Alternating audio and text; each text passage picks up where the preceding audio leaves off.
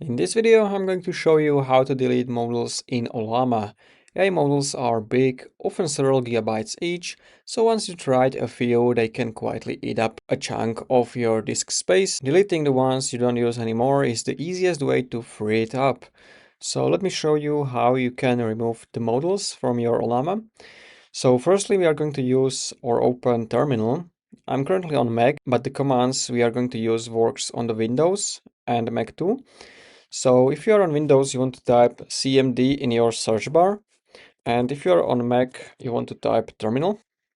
And here, once we open the terminal, firstly, we are going to check which modules we have installed with Ollama. So I'm going to type Ollama list. And this should give us a list of all of the modules which we installed. So you can see I have currently only two.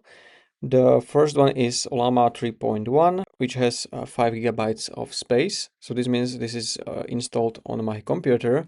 And then you can see this DeepSeek cloud model, which means this is like the cloud version. So we are not using this locally. And if you want to remove this model, we need to type Ollama, then RM, which stands for remove. And then you can copy this model name, or you can type it manually. Control C, Control V, Ollama 3.1. And now if I press enter, you can see it's going to show you deleted Ollama 3.1.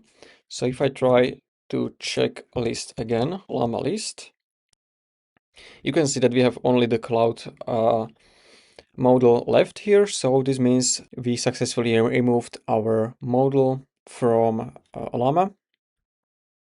And it's that simple. So of course, you can go again to Ollama and you can install it whenever you want it again. So you can find Ollama 3.1, you can type something and it's going to start downloading the module, as you can see.